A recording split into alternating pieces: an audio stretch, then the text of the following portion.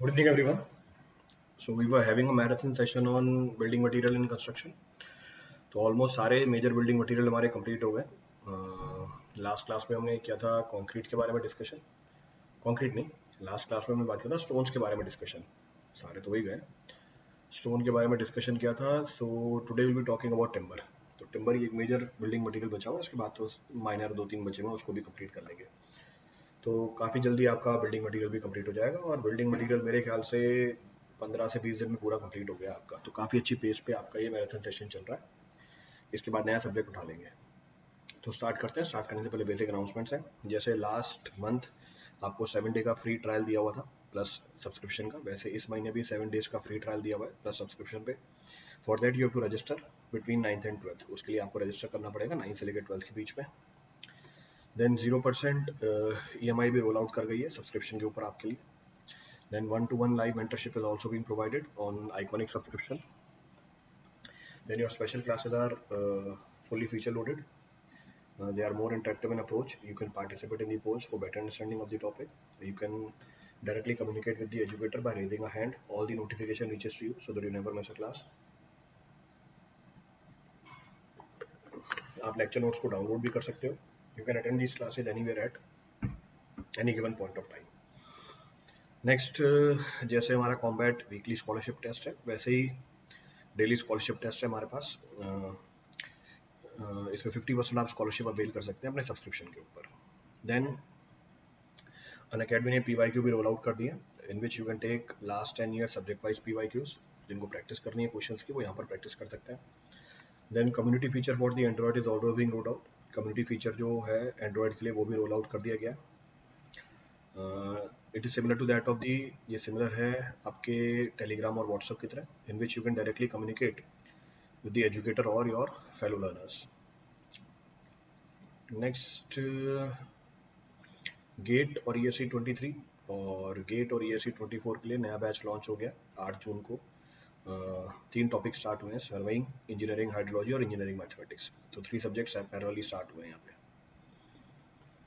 Next, gate 2022 और ESE 21 के rankers तो आपको शोकेस कर ही दिए थे. दे वर बीइंग शोकेस. तो अब हम आ जाते हैं हमारे मेन पॉइंट ऑफ डिस्कशन के ऊपर. So now we will enter into the main point of discussion.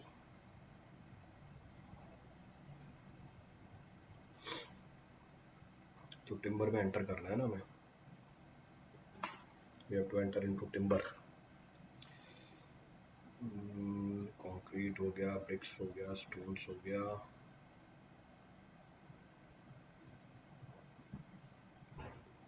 अच्छा, इसमें तो आता ही नहीं है, ये तो बहुत बार हो गया है.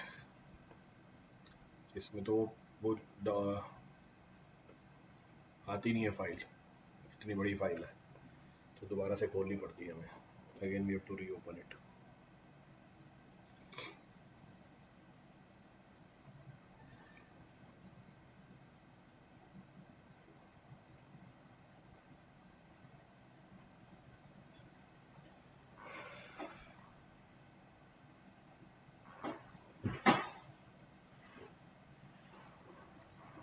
चलो, so we have to start with timber.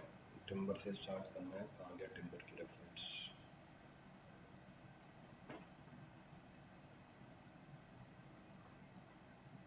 Stones.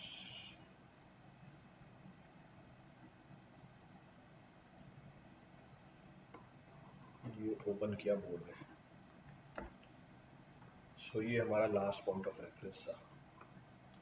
So now will be talking about the timber. अब हम बात करेंगे टिम्बर की. अगर टिम्बर की रेफरेंस बनानी हो, टिम्बर जैसे नेचुरल बिल्डिंग मटेरियल है, आज के टाइम पे जो आर्टिफिशियल बिल्डिंग मटेरियल टिम्बर को रिप्लेस करता है वो स्टील है. तो ऑलमोस्ट सेम प्रॉपर्टी चलती है स्टील की टिम्बर की इक्विवेलेंट, पर पहले के टाइम पे टिम्बर यूज होता था. अब timber is obtain from the trees.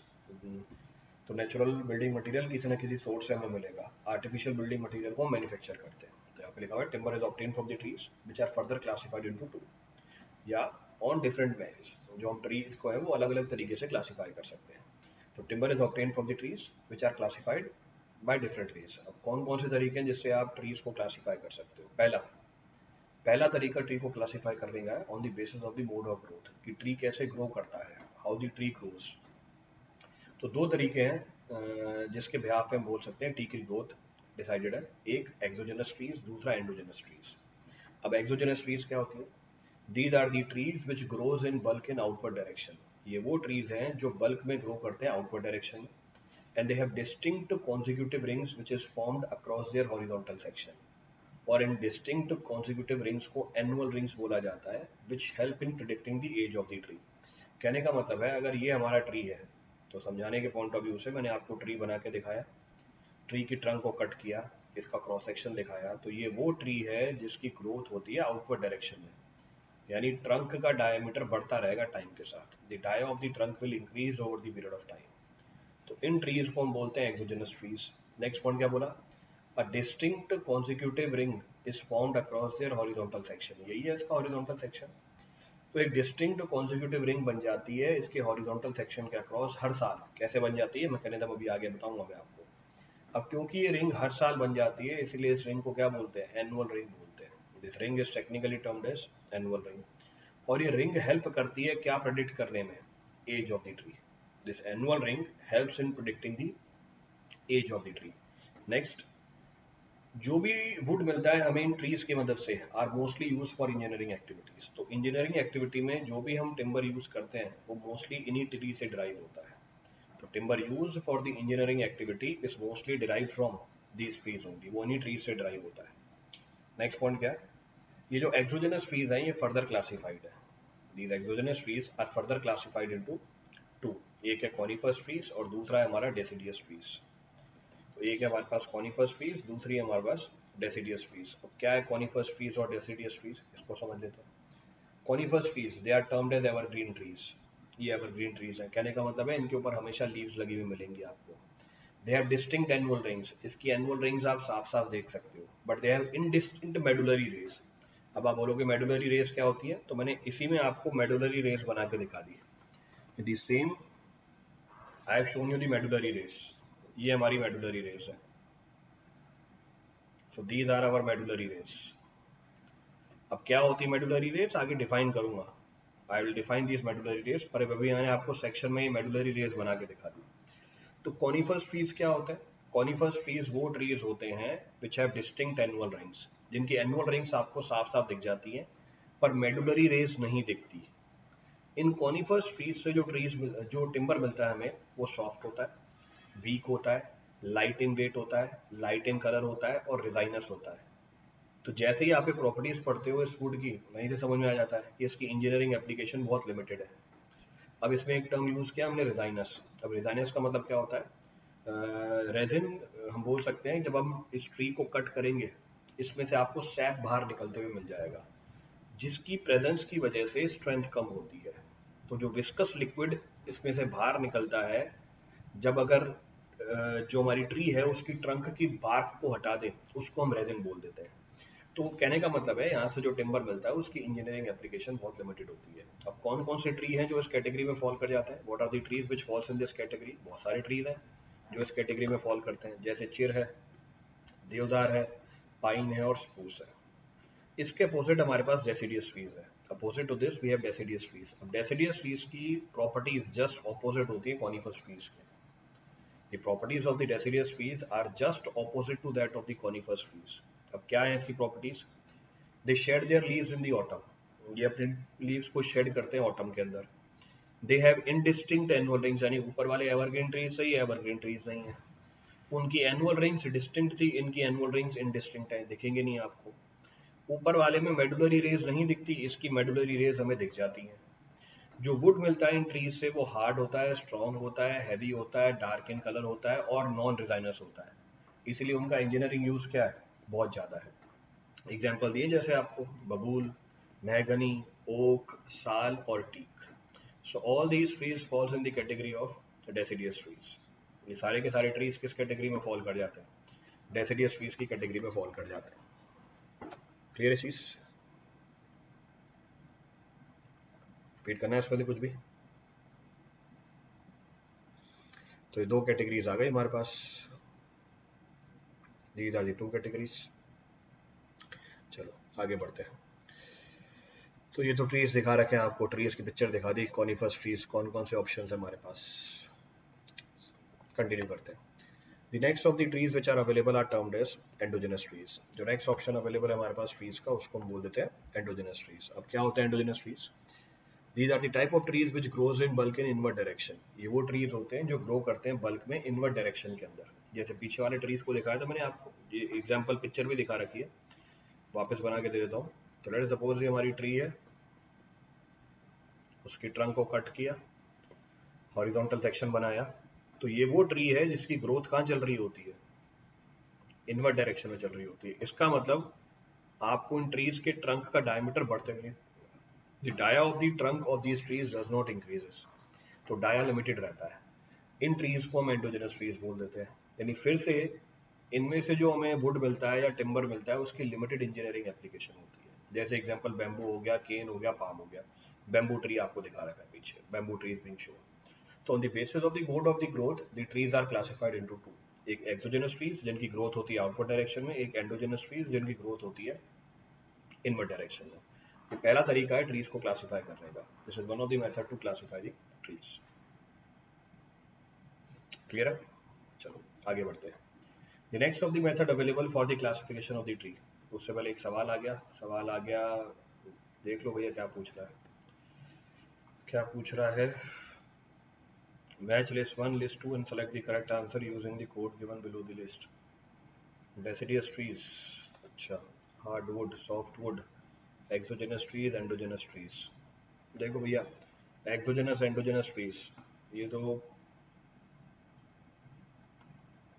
पीछे से ही आ गया।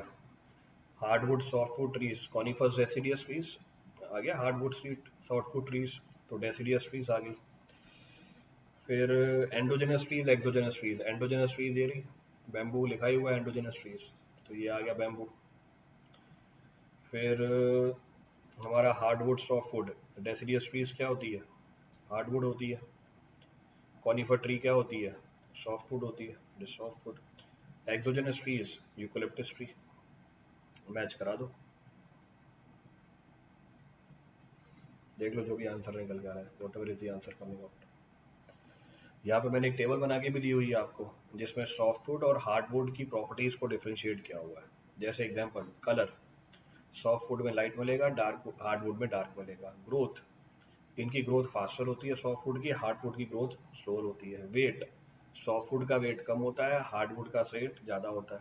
डेंसिटी, सॉफ्टवुड की डेंसिटी लो होती है, हार्डवुड की डेंसिटी हाई होती है। एनुअल रिंग्स, सॉफ्टवुड में आपको साफ साफ दिख जाएंगी, हार्डवुड में आपको नहीं दिखेंगी। हार्डवुड एंड सैपवुड आप डिफरेंशिएट नहीं कर पाओगे सॉफ्टवुड के अंदर। अब ये हार्डवुड क्या होता है, सैपवुड क्या होता है, ये भी आगे डिस्कस करेंगे, that I will discuss in detail. अभी के लिए आपको ये जानकारी दे दी। हार्डवुड में आप इसको डिफरेंशिएट कर सकते हो, स्ट्रेंथ इसकी कम होती है सॉफ्टवुड की, इसकी ज़्यादा होती है। नेक्स्ट, कन्वर्जन आसान होता है सॉफ्टवुड का। कन्वर्जन मतलब वो प्रोसेस जिसमें आप इसको डिजायर्ड शेप और साइज दे दो। तो conversion of the softwood is easy, but hardwood is comparatively difficult. Comparatively difficulty conversion होती है इसके अंदर। देन रेजाइनस मटेरियल सॉफ्टवुड में ज़्यादा मिलेगा, हार्डवुड में आपको कंपैरेटिवली कम मिल जाएगा। It will come out to be comparatively less. Next of the method available for classification of the trees is on the basis of modulus of elasticity। तो अगला क्लासिफिकेशन हमारा किस बेहाफ पे है, मॉडुलस ऑफ इलास्टिसिटी के बेहाफ पे। Class A, class B, class C. Class A modulus of elasticity 12.5 से ज़्यादा, बी 9.8 से लेकर 12.5 के बीच में, क्लास सी 5.6 से लेकर 9.8 के बीच में। तो ये हमारी क्या आ गई, क्लासिफिकेशन आ गई। And this classification is on the basis of modulus of elasticity. हमारी ये क्लासिफिकेशन मॉडुलस ऑफ इलास्टिसिटी के बेहाफ पे चली गई। नेक्स्ट है on the basis of availability of trees, कि भैया कितनी अवेलेबिलिटी होती है इसकी, what the availability of these trees, उस बेहाफ पे भी क्लासिफिकेशन चलती है। तो अगर हम बात करें on the basis of the availability, इसको हमने बोल रखा है grade X, grade Y and grade Z. Grade X trees वो ट्रीज होते हैं जो मोस्ट कॉमन होते हैं, अगर इनकी डेंसिटी बताई जाए 14.5 metre cube per year. Grade Y, इनकी जो अवेलेबिलिटी होती है वो कंपेरेटिवली कम हो जाती है, they fall in the category of common trees. Very करते हैं कहाँ से कहाँ तक, 355 से लेके 14.5 मीटर क्यूब पर ईयर। और लेस कॉमन ट्रीज इसका मतलब क्या हुआ, ये लेस कॉमन ट्रीज हैं, इसका मतलब इनकी अवेलेबिलिटी क्या हो गई है। So for the name itself, इनकी अवेलेबिलिटी क्या हो गई है, सबसे कम हो गई है, their availability is least amongst the all. तो इसको आप डेंसिटी भी बोल सकते हो, you can say in terms of density also, या आप इसको वॉल्यूम के टर्म में भी रिपोर्ट कर सकते हो। तो दो तरीके हैं रिपोर्ट करने के, तो या तो डेंसिटी बता दो या वॉल्यूम बता दो, तो जैसे मर्जी रिपोर्ट कर दो। तो कहने का मतलब है एक से ज़्यादा तरीके हैं जिससे हम अवेलेबिलिटी को डिनोट कर सकते हैं। So there are more than one method by which availability of the timber can be reported, either in terms of density और इन टर्म्स ऑफ व्हाट, या तो डेंसिटी के टर्म में होता है या हमारे वॉल्यूम के टर्म में होता है। तो लेस कॉमन ट्री क्या हो जाएगा, जिसमें आपको अवेलेबिलिटी कितने मिले, 355 मीटर क्यूब पर ईयर से कम मिलता है। क्लियर है?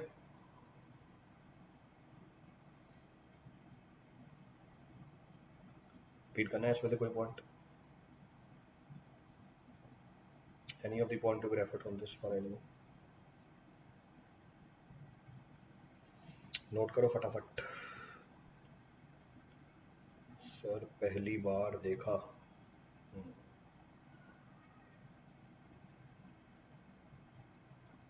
बहुत सारी चीज़ें हैं, अभी तो मटेरियल भी आएंगे ऐसे, will discuss several types of material जिनके बारे में पहले कभी डिस्कशन भी नहीं कर रखी होगी आपने, discussion of which was not being carried out earlier.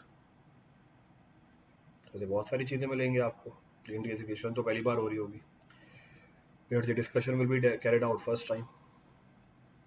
तो कोई नई चीज़ थोड़ी ना है ये, जनरल जनरल चीज़ें बता दी जाती होंगी आपको, जो अनकॉमन चीज़ें वो नहीं बताई जाती होंगी आपको, तो इसमें परेशान होने वाली बात थोड़ी ना होती है।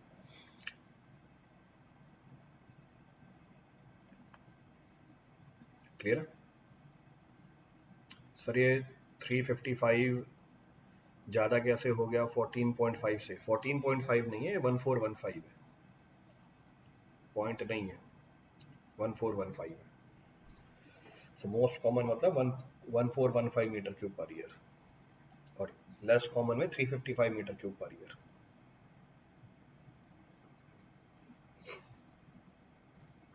क्लियर है?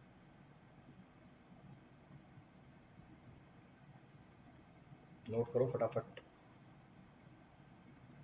तो ठीक है, चलो आगे बढ़ते हैं। Next, modulus of elasticity of the timber is about, ये लो modulus of elasticity of timber, range निकल ली 5, इसको 5 मान लो, इसको 12 मान लो, 5 से लेकर 12 के बीच में होती है, किलो न्यूटन पर एम एम स्क्वायर।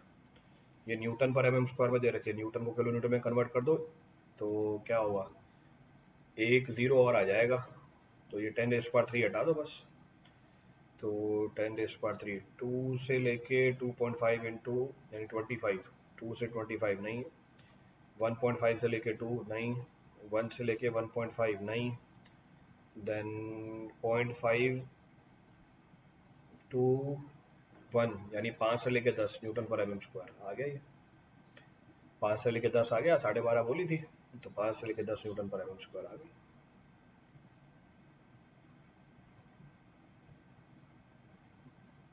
क्लियर है?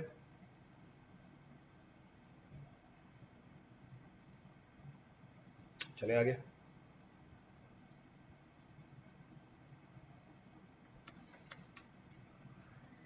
नोट करो फटाफट।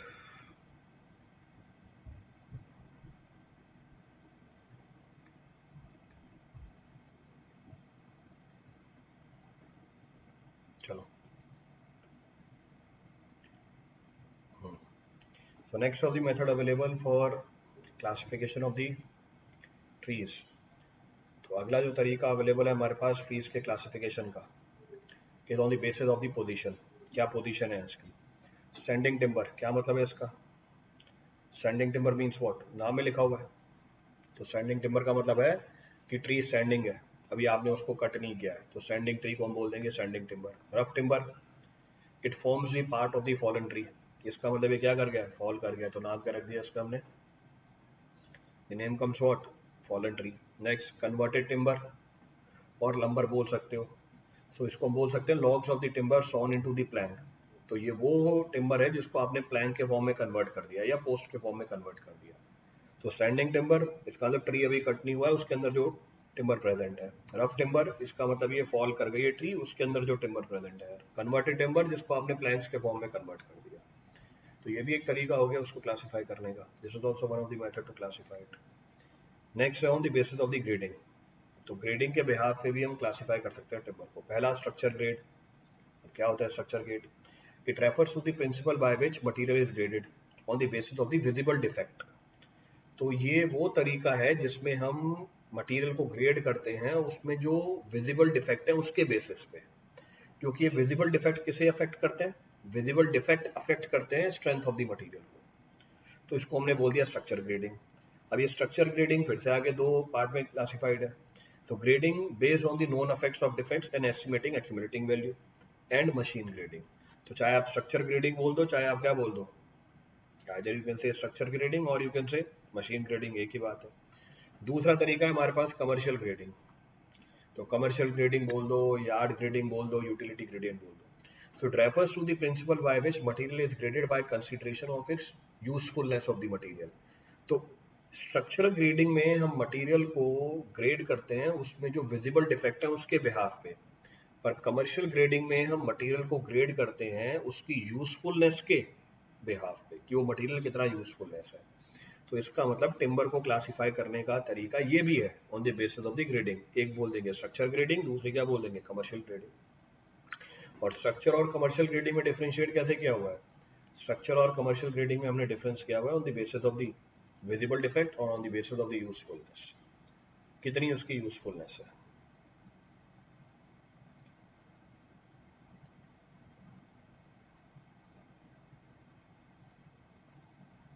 क्लियर है?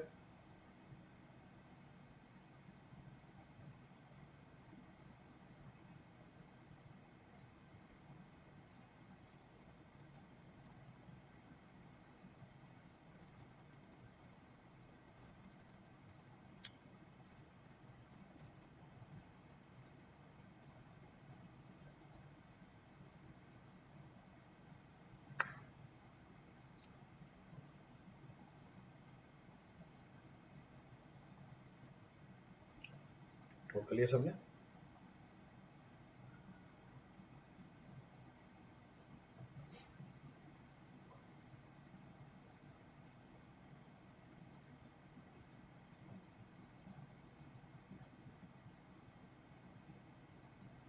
Have you noted?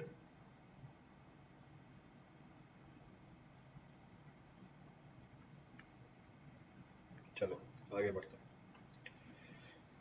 Next on the basis of the durability of the timber. अगला तरीका उसको क्लासिफाई करने का है कि कितनी ड्यूरेबिलिटी है हमारे टिम्बर की. ड्यूरेबिलिटी को हमने किससे लिंक कर रखा है? लाइफ स्पैन के साथ लिंक कर रखा है. तो अगर मैं बोलूँ टिम्बर हाईली ड्यूरेबल है, इसका मतलब उसकी एवरेज लाइफ स्पैन 120 महीने से ज़्यादा है. मॉडरेटली ड्यूरेबल है यानी एवरेज लाइफ स्पैन 120 से लेकर 60 मंथ के बीच में है. लो ड्यूरेबल है, इसका मतलब एवरेज लाइफ स्पैन 60 महीने यानी 5 साल से भी क्या है कम है. तो 5 साल से कम है लो ड्यूरेबल, 5 से लेकर 10 साल के बीच में मॉडरेटली ड्यूरेबल, 10 साल से ज़्यादा है तो highly durable. Next method available is on the basis of the seasoning. तो अगला तरीका टिम्बर को क्लासिफाई करने का है उसके सीजनिंग के बिहाफ पे. Class A, class B, class C, या हाईली रिफ्रैक्टरी, मॉडरेटली रिफ्रैक्टरी या नॉन रिफ्रैक्टरी. ये भी एक तरीका होता है टिम्बर को क्लासिफाई करने का. क्या है हाईली रिफ्रैक्टरी? ये स्लो है बट डिफिकल्ट टू सीजन है. तो slow and difficult to season, तो वो टिम्बर जिसमें सीजनिंग डिफिकल्ट होती है और स्लो होती है. मॉडरेटली रिफ्रैक्टरी, इसका मतलब it may be season but they are free from the surface effects. Next, rapidly season and free from the surface effects. इसको हम क्या बोल देंगे? इसको हम बोल देंगे timber which is classified on the basis of the seasoning. तो ये सीजनिंग के बिहाफ पे होते हैं. So this classification is on the basis of the season.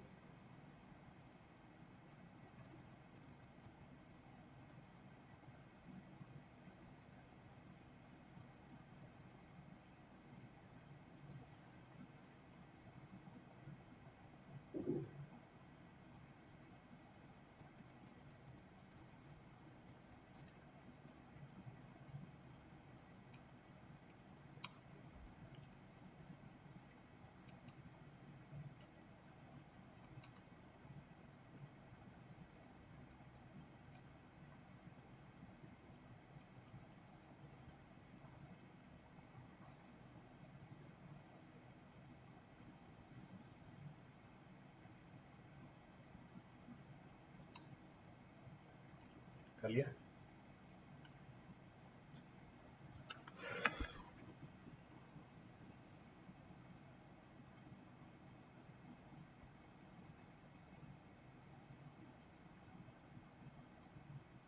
चलो आगे बढ़ते हैं। Next of the method available to classify the timber. अगला तरीका जो अवेलेबल है उसकी क्लासिफिकेशन का is on the basis of the treatability, कि कितनी आसानी से आप उसको ट्रीट कर सकते हो। अब खूब सारे तरीके खूब सारे क्लासिफिकेशन था यहाँ पे। एक easily treatable, next treatable but complete preservation not easily obtained, treatable है पर कंप्लीट प्रिजर्वेशन नहीं मिलती हमें। Next only partially treatable, next refractory to treatment, last very refractory to treatment. कहने का मतलब है ट्रीटमेंट पॉसिबल ही नहीं है इसके अंदर।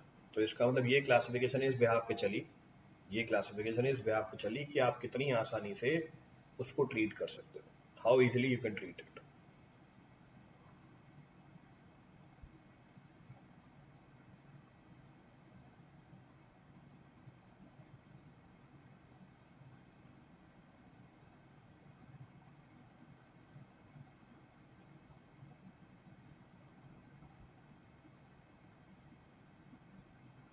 नोट कीजिए फटाफट, चले फिर आगे।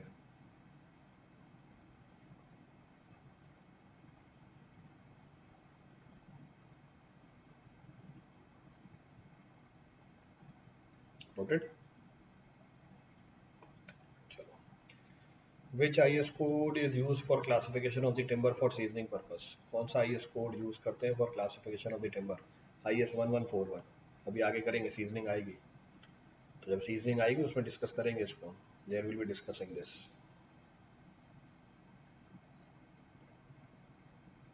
सो IS 1141 इज बीइंग यूज्ड।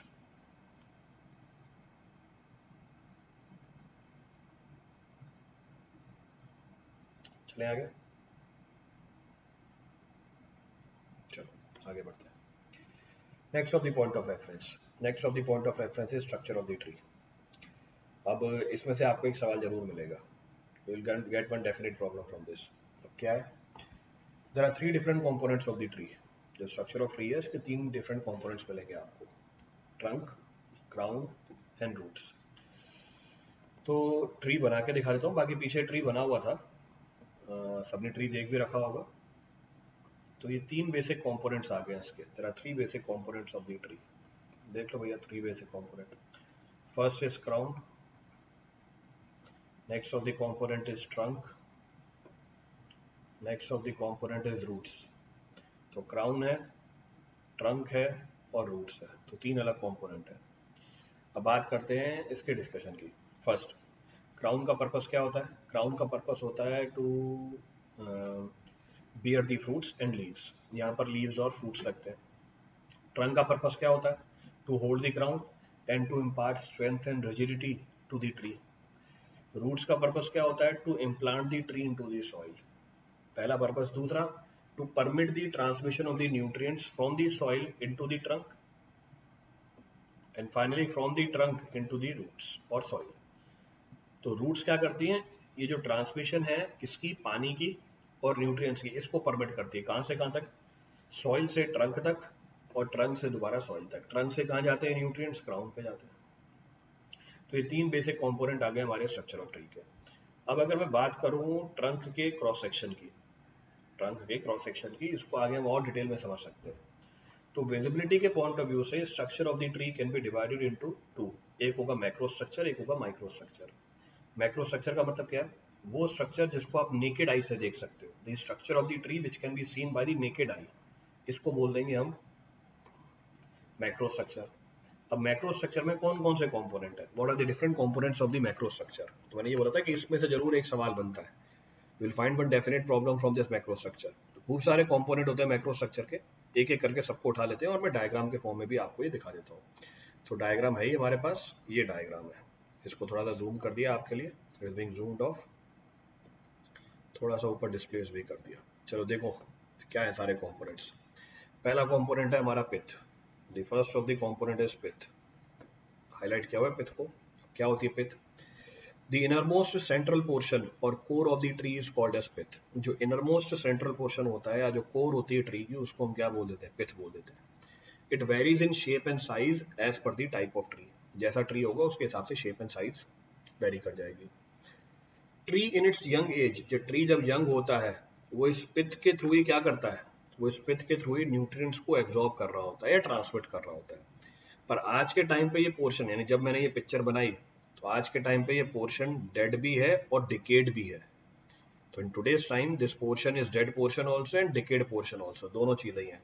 तो ना तो ये ट्री को स्ट्रेंथ इम्पार्ट कर रहा होता है, neither it is imparting any strength to the tree, ना ही ये इसकी ग्रोथ में पार्टिसिपेट कर रहा होता है, और it is participating in the growth of the tree. तो ये पहला कंपोनेंट आ गया पिथ का। दूसरा कंपोनेंट क्या है? हार्टवुड, जो मैंने अभी शेड करके दिखाया, which is being shaded off. इसको क्या बोला जाता है? हार्टवुड बोला जाता है। This is being termed as heartwood. तो इसको हमने शेड किया, शेड करके आपको जानकारी दे दी। सो शेड करके आपको जानकारी दी, this is being termed as heartwood. तो ये हमारी हार्टवुड आ गई। क्या है? The inner annual rings surrounding the pith constitutes the heartwood. जो इनर एनुअल रिंग्स हैं पिथ के चारों तरफ, ये कॉन्स्टिट्यूट करती हैं किसको? हार्टवुड को। ये कंपैरेटिवली डार्क कलर का होता है। डार्क कलर मतलब किससे? जो बाकी वाला पोर्शन है उससे डार्क कलर का होता है, जो इंडिकेट करता है कि डेड पोर्शन है ट्री का। डेड पोर्शन है ट्री का मतलब पास्ट में ये पार्टिसिपेट कर रहा था ट्री की ग्रोथ के अंदर, आज के टाइम पे ये ट्री की ग्रोथ में पार्टिसिपेट नहीं कर रहा, पर आज के टाइम पे ये ट्री को स्ट्रेंथ इम्पार्ट कर रहा है, और हमें भी यही चाहिए होता है। We are also interested in this only, क्योंकि हमारे स्ट्रक्चर के अंदर जो स्ट्रेंथ आएगी वो हार्डवुड से ही निकल के आती है। नेक्स्ट है क्या? सैपवुड। तो next of the component is termed as sapwood, जो मैंने अभी ब्लू कलर से आपको शेड करके दिखाया। अब ये क्या होता है sapwood? The outer annual rings, the outer annual rings, the outer annual rings in between the sap, the outer annual rings in between the sap, the outer annual rings in between the sap and the sapwood, the outer annual rings in between the sap and sapwood। ये SAP है और sapwood के बीच में जो rings है उसे हम क्या, सॉरी, ये सैप है और हार्टवुड के बीच में, तो the outer annual rings in between the SAP and heartwood, जिसको मैंने ब्लू कलर का बनाया, उसको हम बोलते हैं सैपवुड। क्लियर है? ये लाइट इन कलर होती है। लाइट इन कलर होती है इंडिकेटिंग व्हाट? इट इंडिकेट्स कि आज के टाइम पे ये ट्री की ग्रोथ में पार्टिसिपेट कर रही है, it is participating in the growth of the tree, पर इनकी जो स्ट्रेंथ होती है वो हार्टवुड से क्या होती है? कम होती है। तो आज के टाइम पे जो न्यूट्रिएंट्स की मूवमेंट हो रही है, आज के टाइम पे जो न्यूट्रिएंट्स की मूवमेंट हो रही है वो इसी पोर्शन से हो रही है। मोर ओवर इसकी जो स्ट्रेंथ होगी वो कंपैरेटिवली कम होगी, then its strength will be comparatively less than that of what? Heartwood. Clear is? Next point of reference, next component है हमारा सैप। तो next of the component is sap. ये रही सैप, कहाँ गई? Cambium layer. ये कैम्बियम लेयर, कलर चेंज कर देता हूँ उसका, ग्रीन कलर। अब क्या होती है cambium layer? So we can say a thin layer of the sap, a thin layer of the sap which is surrounding the sapwood, a thin layer of the sap which is surrounding the sapwood is termed as cambium layer. So thin layer of sap which is surrounding the sapwood is termed as cambium layer. इसको हम technically क्या बोल देते हैं? Cambium layer बोल देते हैं। क्या सिग्निफिकेंस है इस कैम्बियम लेयर की? इस कैम्बियम लेयर में जो सैप प्रेजेंट है वो फ्यूचर में जाके कन्वर्ट होगा किसके अंदर? सैपवुड के अंदर, और वो सैपवुड फ्यूचर में जाके कन्वर्ट होगी हार्टवुड के अंदर। इसका मतलब ट्री की जो फ्यूचर ग्रोथ है वो डिपेंडेंट है किसके ऊपर? इस सैप के ऊपर। क्योंकि ट्री की फ्यूचर ग्रोथ इस सैप के ऊपर डिपेंडेंट है, नेचर ने इसको प्रोटेक्ट करने के लिए बार्क दे रखी है। अगर किसी भी वजह से ये बार्क उतर जाती है, the sap will be expose to the atmosphere, जिसकी वजह से it may lead to the death of the tree. इसलिए इसके चारों तरफ बार्क प्रोवाइड की हुई है, hence the bark is being provided around the cambium layer, जिसको हम सैप भी बोल देते हैं। तो इसका मतलब ग्रोथ कैसे हो रही है ट्री की? आज के टाइम पे जो सैप है वो कन्वर्ट होता है सैपवुड में, सैपवुड कन्वर्ट होती है हार्टवुड में, क्योंकि एज बढ़ती जाती है, कलर चेंज होता जाता है और इंटरफेस पे एक लाइन बनती जाती है। तो हर साल ये प्रोसेस होती है, इसलिए जो एनुअल रिंग है बस क्या बता रही है आपको? ग्रोथ ही तो बता रही है ट्री की। It is indicating the growth of the tree. Next है हमारे पास बार्क। अब बार्क क्या है? A protective layer which is provided around the cambium layer is termed as bark. इसका इनर पोर्शन इनर बार्क है, आउटर पोर्शन आउटर बार्क है। एक लास्ट कंपोनेंट बच जाता है हमारे पास, कौन सा? मेडुला गिरी। The last component which is being left out is termed as medullary ray, जो पीछे भी लिखी थी हमने कि कॉनिफरस ट्रीज में मेडुलरी रेज हमें नहीं दिखती, एनुअल रिंग्स दिख जाती हैं। डेसिडियस ट्रीज में हमें मेडुलरी रेज नहीं दिखती, एनुअल रिंग्स दिख जाती हैं। ये चीज़ पीछे डिस्कस करी थी हमने, this we have discuss in the previous class, और सॉरी प्रीवियस डिस्कशन। अब क्या होती है medullary rays? What is medullary rays? So medullary rays हम बोल सकते हैं कि thin fibers which are extending from the pith, thin fibers which are extending from the pith up to the cambium layer, thin fibers which are extending from the pith up to the cambium layer, holding different portions of the timber together or holding different portions of the wood in intact position, इसको हम बोल देते हैं medullary rays। इसका मतलब tree की जो strength होती है वो इस मेडुलरी रे की वजह से आती है। अगर ये मेडुलरी रे नहीं हो, ये सारे के सारे कंपोनेंट डिफरेंट मटेरियल की तरह बिहेव कर जाएंगे विद डिफरेंट स्ट्रेंथ। सबसे कम स्ट्रेंथ किसकी होगी? कैम्बियम लेयर की, फॉलोड बाय सैपवुड की, फॉलोड बाय हार्डवुड की, एंड पिथ की लेयर सैप के इक्विवेलेंट ही निकल के आ जाती है। तो इन सब की स्ट्रेंथ यूनिफॉर्म या एक ही इंड्यूस कराने के पीछे रीजन किसका है? मेडुलरी रेज का। तो मेडुलरी रेज इन सारी लेयर्स को होल्ड करके रखती है। क्लियर है? चलें आगे, चलिए continue.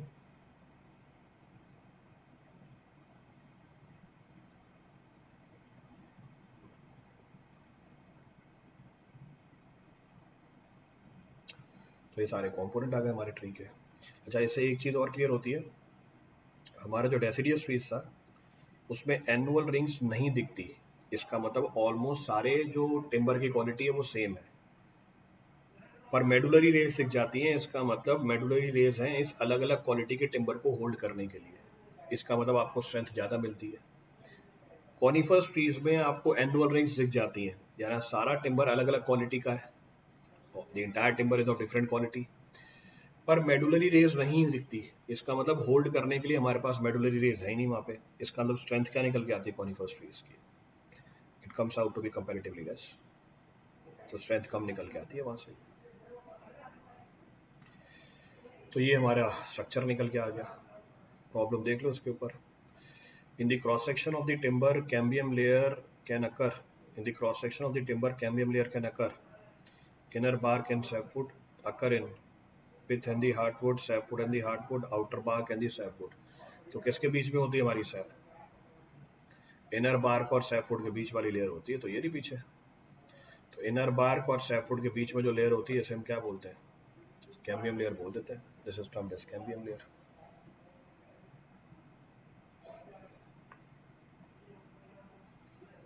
So technically termed as cambium layer. Now some properties of the timber are being given to you. कुछ प्रॉपर्टीज आपको टिम्बर के बारे में दे रखी हैं, देख सकते हो। Specific gravity of the timber 1.54, directly सवाल पूछा जाता है इससे। Weight of the tree is noted when the moisture content is 12%। Timber non homogeneous anisotropic material है, तो टिम्बर एक नॉन होमोजीनियस और एनिसोट्रोपिक मटेरियल होता है। Shrinkage in the longitudinal direction is minimum. Anisotropic मतलब अलग अलग प्रॉपर्टीज होंगी अलग अलग डायरेक्शन में, तो shrinkage in the longitudinal direction is minimum, followed by the radial direction and circumferential direction. Next, compressive strength of the timber is found to be maximum parallel to the grain. जो compressive strength है timber की, it is found to be maximum and parallel to the grain. जो tensile strength है timber की, ये 2 से 4 गुना होती है इसके compressive strength की। So tensile strength of the timber is 2 to 4 times of its compressive strength. जो velocity होती है sound की timber के अंदर 2 से 17 गुना ज़्यादा होती है than in air. तो ये कुछ basic properties हैं timber की। These are the basic properties of the timber. Clear?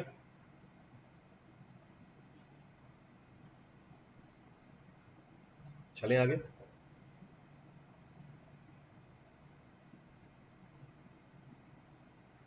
Shall we continue? चलो, नेक्स्ट लिखा हुआ है what are the characteristics of the good timber. क्या क्या कैरेक्टरिस्टिक्स हैं हमारे टिम्बर के? ये मोटार में भी बताया था, और ये हमने डिस्कस किया था, this was also being talked about in mortar, this was also being talked about in bricks. अब क्या है, एनुअल रिंग्स नैरो होनी चाहिए, मेडुलरी रेस कॉम्पैक्ट होनी चाहिए, डार्क कलर का होना चाहिए, यूनिफॉर्म स्ट्रक्चर होना चाहिए, स्वीट स्मेल होनी चाहिए या शाइनिंग फ्रेश सरफेस होना चाहिए। When stuck metallic sound is produced, it should be free from defect, defect नहीं होना चाहिए इसके अंदर, हैवी वेट होना चाहिए और कोई वूलीनेस नहीं होनी चाहिए as fresh cut surface. Clear है चीज? चलें आगे।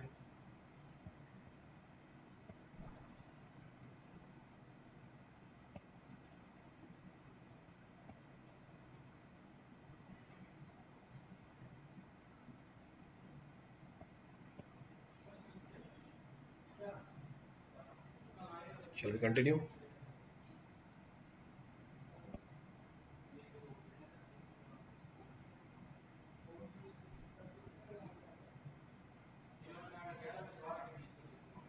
चलें आगे।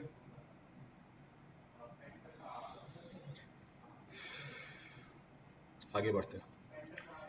As a natural material timber is which one of the following? पीछे बताया था, एनिथोट्रोपिक मटेरियल है टिम्बर हमारा।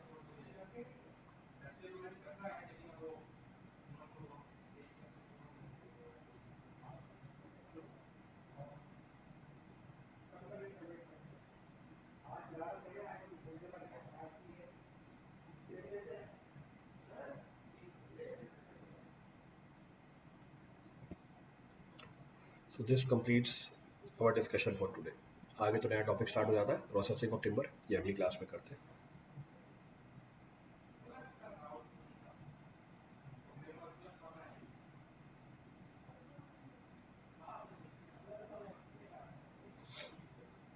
चलें आगे।